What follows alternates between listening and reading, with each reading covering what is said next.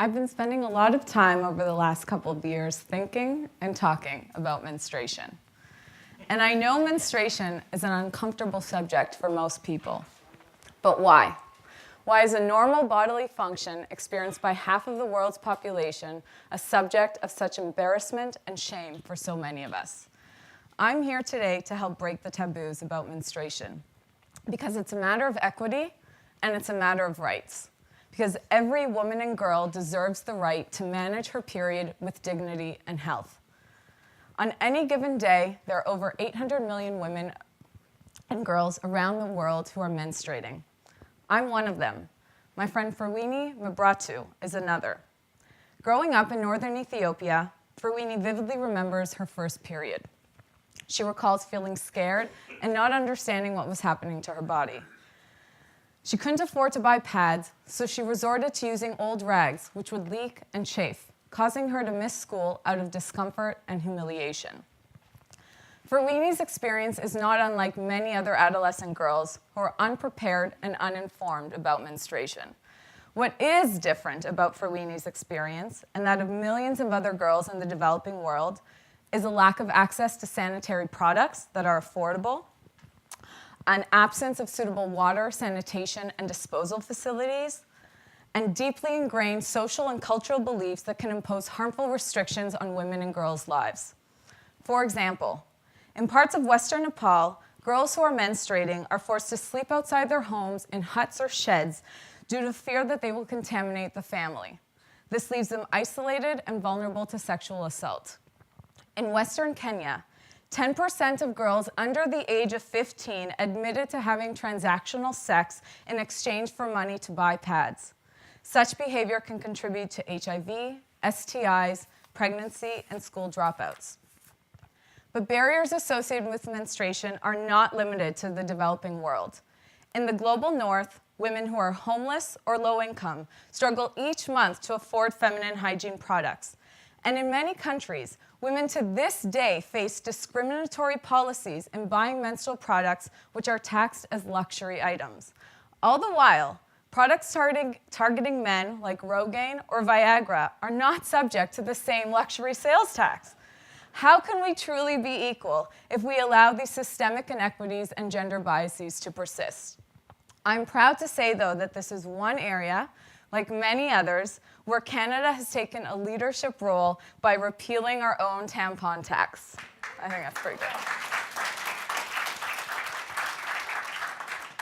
So what else can we do to tackle these issues?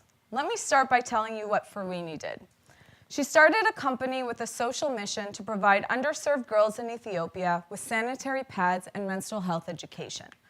And there are many others like her, and together they are reaching tens to hundreds of thousands of women and girls around the world.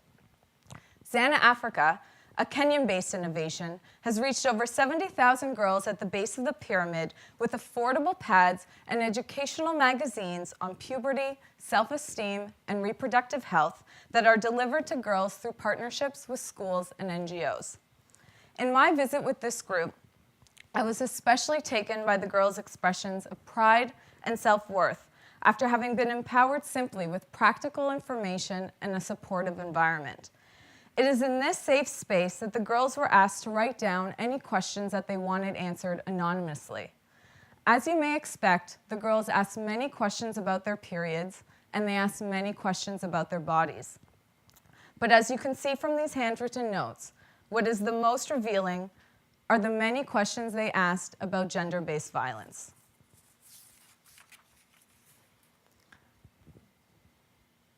From Zana Africa's experience and those of many others working in this field, it is clear just how powerful engaging with adolescent girls can be.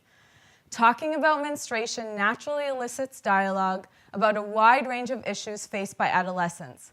It thus provides a remarkable entry point to engage with adolescent girls and boys with education on menstrual, sexual, and reproductive health at a particularly impressionable time in their lives. It allows us to openly combat cultural taboos, to promote positive gender roles, and to change attitudes and behaviors that perpetuate gender-based violence. I'm proud to be here today representing Grand Challenges Canada, an organization that has to date invested over 1.8 million in menstrual health innovations, including Zan Africa. In Rwanda, we supported sustainable health enterprise.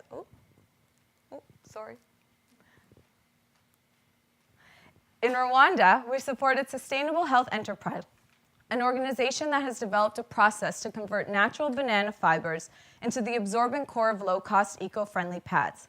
The organization is also working with the Ministries of Health and Education to integrate its menstrual health curriculum into Rwanda's national training for teachers and community health workers. In Uganda, we supported AfriPads, a social enterprise launched by Canadian innovators who produce and distribute reusable sanitary pads and have today now reached more than 1 million women and girls in over 8 African countries. These are just a few of the examples of the many promising innovations that use a market-based approach to achieve sustainable impact at scale. Even more, to create enabling environments for these innovations to thrive, we must build a strong community of stakeholders, including donors, NGOs, impact investors, multinationals, academia, and government. Cross-sector collaboration is essential because, as we've seen, the issues associated with menstrual health are multifaceted and intersectional. Together, we can leverage each other's strengths and assets to mobilize funding, influence policy, and better understand the returns on investment on adolescent girls' well-being.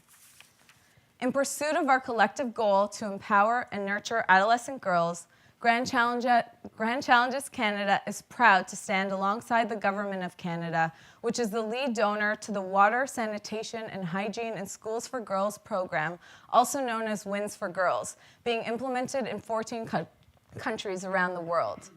Through this work, and that of a growing number of other players, we see more and more how menstruation is linked to achieving several of the UN Sustainable Development Goals, including sexual and reproductive health, education, gender equality, hygiene and sanitation, economic growth, and responsible consumption and production. If our vision is realized, then every adolescent girl around the world will have access to the products and information she needs to manage her period with health and dignity.